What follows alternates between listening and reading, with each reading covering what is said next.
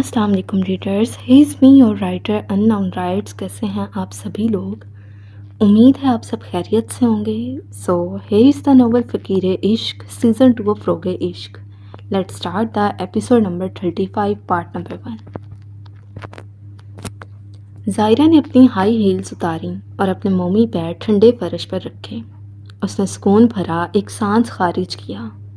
آج پہلی بار اس نے ہائی ہیلز پہنے تھے۔ نم آنکھیں لیے وہ ساتھ کے کمرے کی بجائے عالیہ بیگم کے کمرے کی جانب بڑھ گئی۔ اس کا رخ صوفے پر رکھے اپنے بیگ کی جانب تھا۔ آج صبح یونی سے آنے کے بعد اس نے اپنا بیگ عالیہ بیگم کے کمرے میں ہی رکھ دیا تھا۔ ایک ہاتھ سے اس نے اپنے بہتے آنسوؤں کو صاف کیا، پھر دوسرے ہاتھ سے اس نے بیگ کی زپ کھولی اور بیگ میں موجود ایک ڈائری نکال گئی۔ وہ چلتے ہوئے صوفے کے قریب آئی، پھر نہ جانے اسے کیا ہوا، نہ جانے اسے کیا سوچی، ڈائری ٹیبل پر رکھے وہ خود ٹھنڈے فرش پر بیٹھ گئی۔ گلاس ونڈو پر پڑتی بارش کی بوندیں کمرے کی خاموشی میں ارتعاش پیدا کر رہی تھیں۔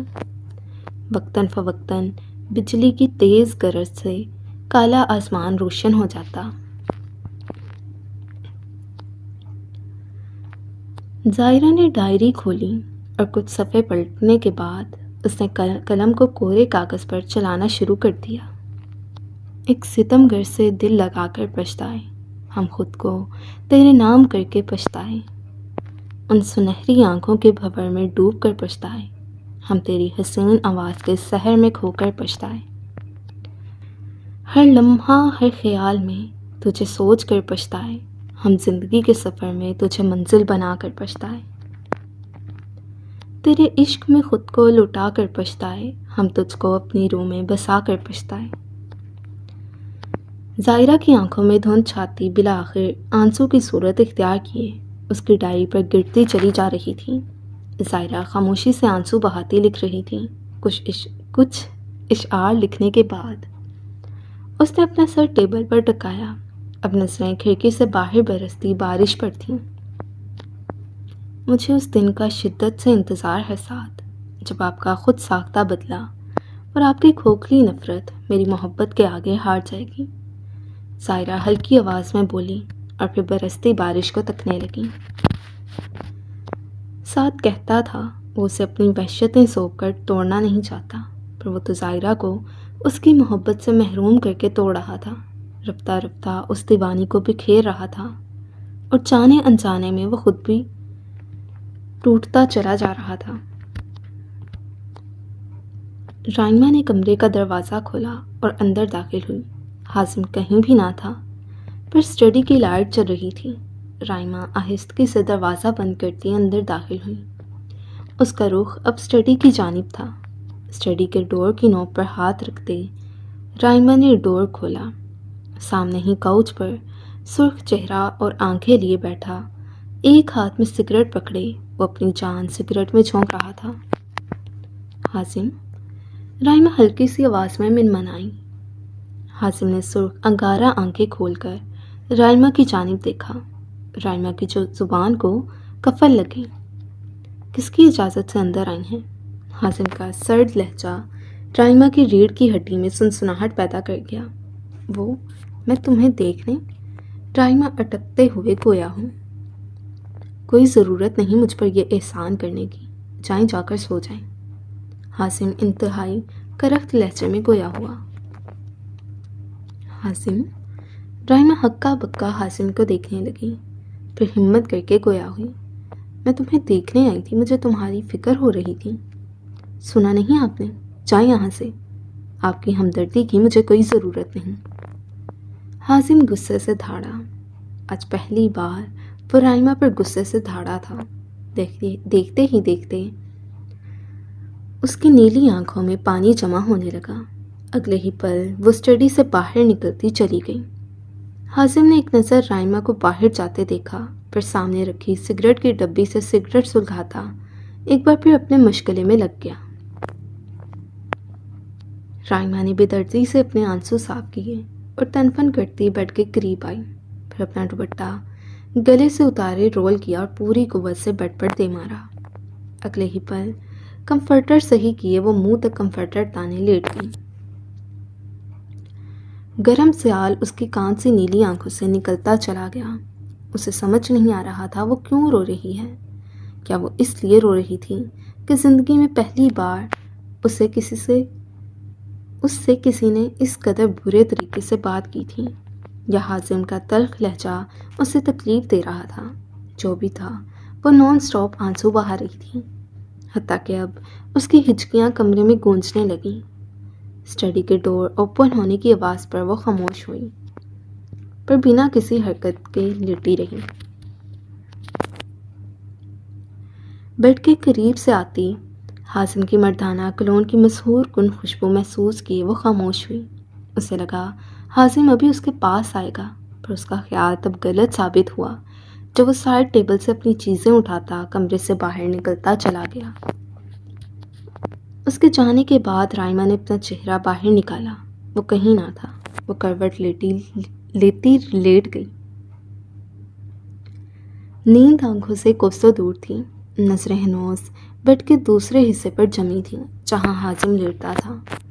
آج حازم نے رائمہ کا سر اپنے سینے پر رکھے سنہری بالوں میں ہاتھ پھیرے اسے نہیں سلایا تھا۔ اس کا سر اپنے سینے پر رکھے اسے سلانے کی ایسی عادت ڈال چکا تھا کہ رائمہ اب سونے سے قاصر تھی۔ اس کی آنکھیں ایک بار پھر نم ہونے لگیں۔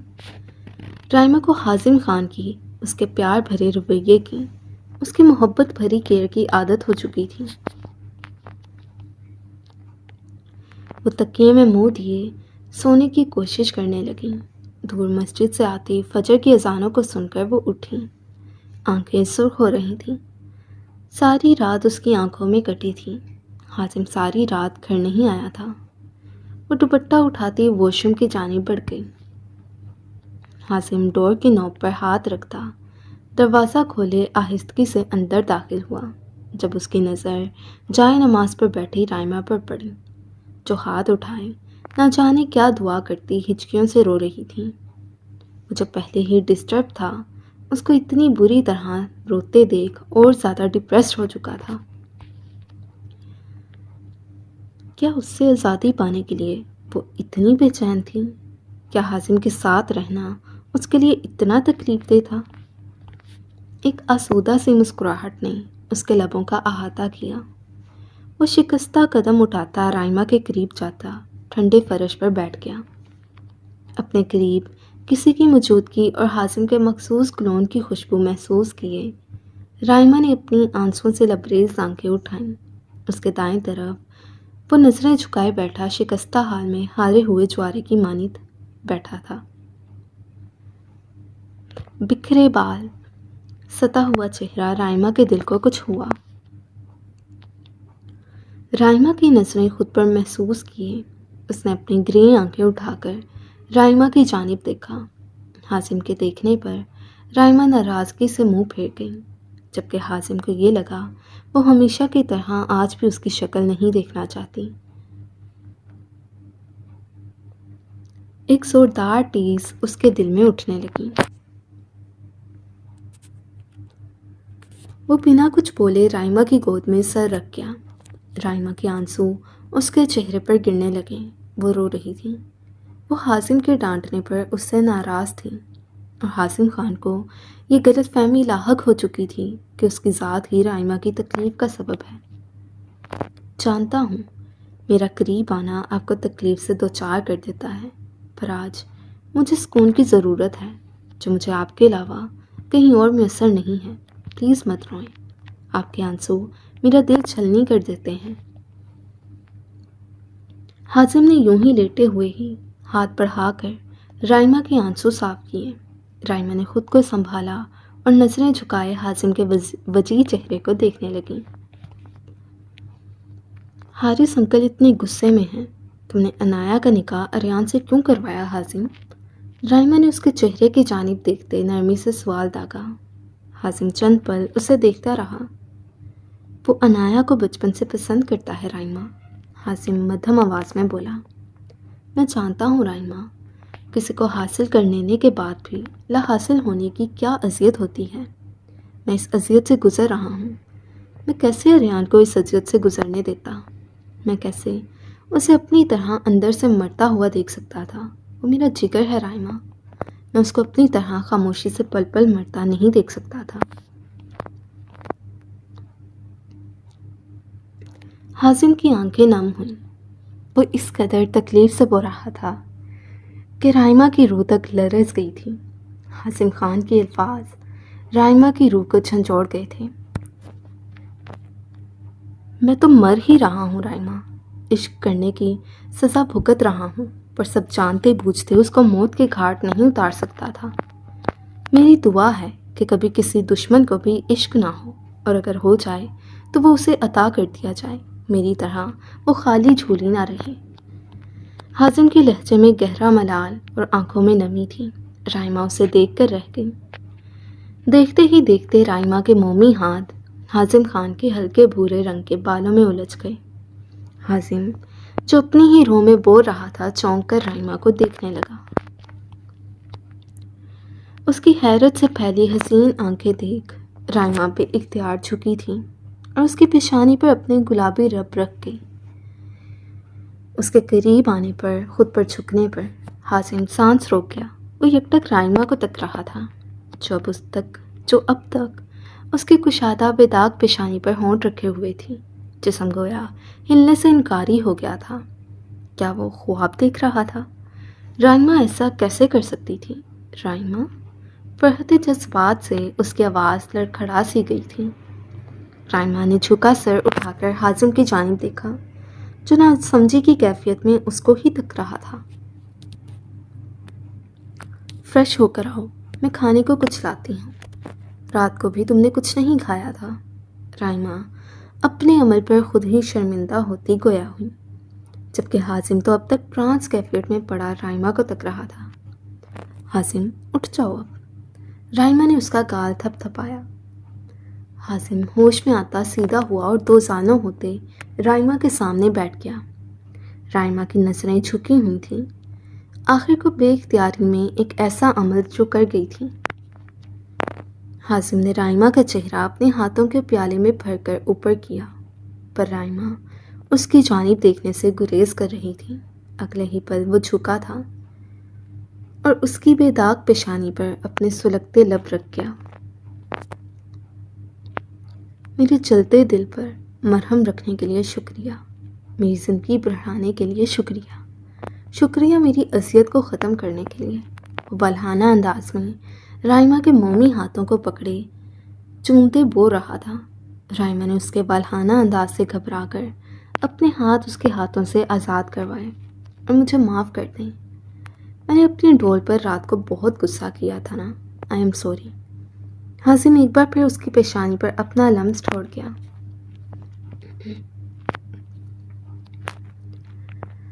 پھر ایک مدھم سی مسکراہٹ سے رائما کو دیکھتا واش روم کی جانب بڑھ گیا، جبکہ رائما اپنے کانپتے ہاتھوں سے جائنماز اٹھانے لگی۔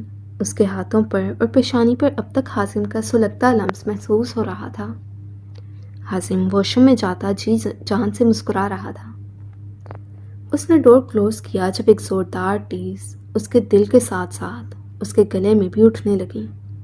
اسے یوں محسوس ہونے لگا گویا اس کا جسم اندر سے کٹ رہا ہو۔ اگلے ہی پل وہ واش بیسن پر جھکا تھا۔ گھومتے سر کے ساتھ اس نے نیچے دیکھا، جہاں خون ہی خون نظر آ رہا تھا۔ اس نے اب سامنے لگے آئینے میں اپنا عکس دیکھا۔ اس کے گلابی ہونٹ خون سے رنگین تھے، حتیٰ کہ اس کی ناک سے بھی خون بہہ رہا تھا۔ جو لب کچھ دیر پہلے مسکرا رہے تھے، یکدم ان سے مسکراہٹ غائب ہوئی، چہرے پر سنجیدگی نے جگہ لے لی۔ اس نے ٹیپ کھولا اور اپنے منہ پر پانی ڈالنے لگا، پھر نیچے گرے خون کو واش آؤٹ کرتا وہ اذیت سے مسکرایا۔ کیا اس کی زندگی یہی تھی؟ اگر رائما کو اس کا احساس ہو رہا تھا تو اب وہ چاہ کر بھی اس کے قریب نہیں رہ سکتا تھا۔ وہ مر رہا تھا اور وہ اس سٹیج پر پہنچ چکا تھا کہ اب واپسی کا کوئی راستہ نہ تھا، پھر چاہے وہ نیشنل ڈاکٹر یا پھر انٹرنیشنل ڈاکٹر سے اپنا علاج کروا لیتا، یعنی مرنا تو طے تھا۔ پر ایک کسک تھی اس کے دل میں، کاش رائما اس کے ساتھ پہلے اچھا سلوک کر لیتی، اسے مرنے کا نہ کہتی۔ اس نے چلتا ٹیپ بند کیا اور ٹاول پکڑے اپنا منہ خشک کرتا باہر بڑھ گیا۔ آپا، میں نے یہ ضرور کہا تھا کہ سوچوں گا، لیکن ولید کے رشتے کے لیے حامی نہیں بھری تھی۔ عالم صاحب نے رسانیت سے اپنی بہن کو مسکان کے رشتے کے لیے انکار کیا، جبکہ مسکان کی والدہ خاموشی سے بیٹھی تھیں۔ آئے ہائے، نہ پتا برائی کیا ہے میرے بیٹے میں؟ اچھی جاب کرتا ہے، کماتا ہے اور پھر اکلوتا ہے۔ دوسرا بچی اپنوں میں جائے گی۔ ارے تو 2 جوڑوں میں بھی مسکان کو رخصت کر دے گا تو ہم کو اعتراض نہیں۔ اپنی بہن کے نان اسٹاپ بولنے پر عالم صاحب ایک گہرا سانس بھر کر رہ گئے۔ آپا، سیدھی سی بات ہے، میں ابھی مسکان کی شادی نہیں کرنا چاہتا، اور پھر ولید سے تو ہرگز نہیں۔ بے شک وہ اکلوتا ہے اور آپ خاندان کی ہیں، پر ولید کی سوچ سے میں اچھی طرح واقف ہوں۔ عالم صاحب نے 2 ٹوک جواب دیا۔ نا، تو مجھے بتا ذرا کیا سوچ ہے میرے بیٹے کی؟ میرے سامنے تو میرے بیٹے کو برا بھلا کہہ رہا ہے۔ اور کیوں نہیں کرنی اس کی شادی؟ کیا ساری عمر اس کو گھر بٹھانے کا ارادہ ہے؟ آگے ہی نوکری کروا کر تو خاندان کی ناک تو کٹوا ہی چکا ہے۔ پھپھو اپنی فطرت کے عین مطابق اونچی اونچی بولتے سین کی ریڑھ کر چکی تھیں، جبکہ ولید بھی اب سخت نگاہوں سے اور سرخ پڑتے چہرے سے اپنے ماموں کی جانب دیکھ رہا تھا۔ دیکھیں آپا، مسکان ابھی پڑھ رہی ہے، میں اس کی شادی نہیں کرنا چاہتا، اسے کسی اچھے مقام پر پہنچانا چاہتا ہوں، اسے پڑھا لکھا کر اپنے پیروں پر کھڑا کرنا چاہتا ہوں۔ عالم صاحب بھی تیز آواز میں گویا ہوئے، پھر بھی ان کے لہجے میں اپنی بڑی بہن کے لیے ادب تھا۔ انم نے پریشان نظروں سے اپنی ماں کی جانب دیکھا۔ جب بیل بجنے کی آواز پر وہ اٹھتی باہر کی جانب بڑھ گئی۔ کیا ہوا ہے انم؟ اندر سے آتی تیز آوازوں کو سن کر مسکان پریشانی سے گویا ہوئی، کیونکہ پیچھے اسلان بھی کار پارک کر کے آ رہا تھا۔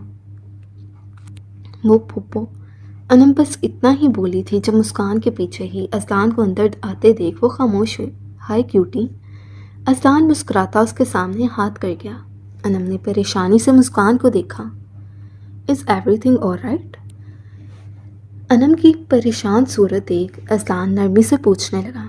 انم نے بدقت مسکراتے اپنا ہاتھ اسلان کے ہاتھ پر رکھا، جب اسلان نے ایک شاپنگ بیگ انم کی جانب بڑھایا۔ مسکان کے اس بات میں سر ہلانے پر وہ شاپنگ بیگ تھام گئی تھی۔ ٹھیک ہے، نہیں کرنی تو نہ کرو، ہم ہی پاگل تھے جو تمہاری 2 بیٹیوں کا احساس کرتے رشتہ لیے چلے آئے۔ اچھا یار، یہ نا دوسرا ایکسنٹ ہے، مجھ سے نا ویسے نہیں بولا جاتا، سو آپ لوگ نا کوئی مسٹیک ہو تو خود ہی دیکھ لیجیے گا۔ بس اب ایک احسان کرو عالم میاں، جو 2 لاکھ تم نے مجھ سے لیے تھے وہ میرے بیٹے کو لوٹا دو، تاکہ میں اس کا کسی اچھی جگہ رشتہ کر کے دھوم دھام سے شادی کر سکوں۔ عالم صاحب ایک دم اپنی بہن کے ٹون چینج ہونے پر انہیں دیکھتے ہی رہے تھے۔ اندر سے آتی آوازوں پر اب اسلان نے بھی مسکان کی جانب دیکھا تھا، جب وہ نظریں چراتی اندر کی جانب بڑھ گئی۔ کون ہے اندر؟ اسلان نے 12 سے 14 سالہ بچی سے سوال داغا۔ پھپھو، انم نے منہ لٹکا کر جواب دیا۔ چلو آؤ ذرا، آج تمہاری اس ویمپائر پھپھو کو بھی دیکھتے ہیں۔ اسلان مسکرا کر کہتا انم کو لیے اندر کی جانب بڑھ گیا۔ ارے آؤ آؤ مہرانی صاحبہ، تم بھی آ جاؤ، ذرا بتاؤ گی کس کے ساتھ تشریف آوری ہوئی ہے؟ مسکان کو اندر آتا دیکھ وہ زہر خون لہجے میں گویا ہوں۔ مسکان ان کی شکل دیکھ کر رہ گئی۔ وہ سمجھنے سے قاصر تھی آج یہ اتنا زہر کیوں اگر رہی ہیں۔ جب مسکان کے پیچھے ہی اسلان کو آتے دیکھ وہ تن سے مسکرائیں، مسکراتی عالم صاحب کو دیکھنے لگیں۔ لو دیکھ لو اپنی بیٹی کے کرتوت، اب بھی وقت ہے عالم، اپنی آنکھیں کھول لے۔ ہم ہی پاگل تھے جو تیری اس بے حیا لڑکی کو بیانے کے لیے آ گئے۔ ایکسکیوز می آنٹی، آرام سے بات کریں، آپ کو کوئی حق نہیں کسی کے کردار پر بلا وجہ انگلی اٹھانے کا۔ اسلان کرخت آواز میں گویا ہوا۔ ارے میاں تم تو رہنے ہی دو، تم تو چپ ہی کرو، یہ ہمارے گھر کا معاملہ ہے۔ وہ اب بھی بدتمیزی سے گویا ہوں۔ باقی جلد از جلد میری رقم مجھے واپس لوٹا، اور جا کر دیکھ باہر زمانہ تھو تھو کر رہا ہے، میرا منہ بند کروا سکتا ہے، باہر کے لوگوں کا منہ کیسے بند کروائے گا جو آئے دن اسے لمبی چوڑی گاڑی سے اترتے دیکھتے ہیں، وہ بھی ایک جوان جہان لڑکے کے ساتھ۔ اپنی نیچ ذہنیت کی وجہ سے وہ مسکان کے کردار کو مشکوک بنا ہی چکی تھیں۔ کتنے پیسے دینے ہیں انکل نے آپ کے؟ اذان کی اسپاٹ آواز گونجی۔ ارے میاں تم جاؤ یہاں سے، تمہارے منہ تو ہم لگنا ہی نہیں چاہتے، وہ تنک کر بولتی ولید کو اشارہ کیے باہر بڑھنے لگیں۔ جب اذان کی آواز پر وہ رکیں اور اذان کی جانب دیکھنے لگیں۔ رکیں، اذان نے کہتے ساتھ اپنے کوٹ کی اندرونی جیب سے چیک بک نکالی اور 10 لاکھ کا چیک سائن کیے ولید کے منہ پر دے مارا۔ اتنا کافی ہے یا اور چاہیے؟ وہ سرد آواز میں گویا ہوا۔ اس کی حرکت تو سامنے کھڑی کن صحن عورت کو آگ ہی لگا گئی۔ نہ تجھے کیوں اتنی آگ لگ رہی ہے، اور کس رشتے سے تو ہمیں یہ چیک دے رہا ہے؟ آخر تیرا اس بے شرم سے رشتہ کیا ہے جو تو اتنی بڑی رقم دے رہا ہے؟ وہ پھنکاری تھی۔ ابا، عالم صاحب غصے سے چنگھارے، جبکہ اپنے لیے ایسے الفاظ سن کر مسکان تو یوں کھڑی تھی گویا کاٹو تو بدن میں لہو نہ ہو۔ خاموش آنسو زمین کی زینت بننے لگے تھے۔ اذان کی ہری آنکھیں شعلہ برسانے لگیں۔ اس کا دل کر رہا تھا سامنے کھڑی عورت اور اس کے ریلو گٹے بیٹے کو ایسی موت سے نوازے کہ اس کی 7 نسلیں تک کانپ اٹھیں۔ کیا ابا، بتا لڑکے، کس حیثیت سے کر رہا ہے یہ سب؟ وہ ایک اور زہر کا تیر مسکان کے دل میں پیوست کر چکی تھی۔ مسکان کے ہونے والے شوہر کی حیثیت سے۔ اذان کے بولنے پر عالم صاحب کے ساتھ ساتھ مسکان نے بھی حیرت سے اس کی جانب دیکھا تھا۔ لو سن لو عالم، چاند چڑھا چکی ہے تمہاری لاڈو رانی۔ وہ ایک بار پھر بولی۔ اذان انہیں گھورتا عالم صاحب کی جانب متوجہ ہوا۔ انکل، میں ابھی اور اسی وقت مسکان سے نکاح کرنا چاہتا ہوں۔ اذان سنجیدگی سے گویا ہوا۔ پر بیٹا، عالم صاحب نے کچھ کہنا چاہا، پر اذان ان کی بات کاٹے گویا ہوا۔ انکل، مسکان کی ذات پر میری وجہ سے اتنے سوال اٹھ رہے ہیں، اس کی عزت میری وجہ سے خراب ہو رہی ہے، تو اس کو میں ہی اپنی عزت بناؤں گا۔ اور ویسے بھی کچھ عرصے تک میں اپنے پیرنٹس کو لانے ہی والا تھا، پر اب لگتا ہے اس کام میں تاخیر بالکل نہیں کرنی چاہیے۔ یقین کریں، آپ کی بیٹی کو بہت خوش رکھوں گا۔ اذان ان کے ہاتھ تھامے گویا ہوا۔ عالم صاحب نے چند پل اس کی ہری آنکھوں میں دیکھا، کہیں سے بھی وہ انہیں جھوٹ بولتا نظر نہ آیا۔ وہ اسوات میں سر ہلا گئے۔ جہاں انم کے چہرے پر خوشی پھیلی، وہیں مسکان ہکا بکا کبھی اپنے باپ کو تو کبھی سامنے کھڑے شاندار شخص کو دیکھنے لگی۔ جاؤ بچی کو تیار کرو، میں قاضی صاحب کو لے کر آتا ہوں۔ عالم صاحب مسکان کی والدہ سے مخاطب ہوئے۔ وہ خوشی سے اس بات میں سر ہلا گئیں، پر مسکان نے پریشانی سے کچھ بولنا چاہا، پر اس کے ماما اسے لیے اندر کی جانب بڑھ گئیں۔ سو ریڈرز، یہ تھی آج کی episode. Hope so you like it. اگر آپ کو پسند آئی ہے تو چینل کو سبسکرائب کرنا مت بھولا کریں، ویڈیو کو لائک کیا کریں اور کمنٹ لازمی کیا کریں۔ سو ملتے ہیں نیکسٹ ایپیسوڈ کے ساتھ، تب تک کے لیے اللہ حافظ۔ رائٹر کو اپنی دعاؤں میں یاد رکھیے گا۔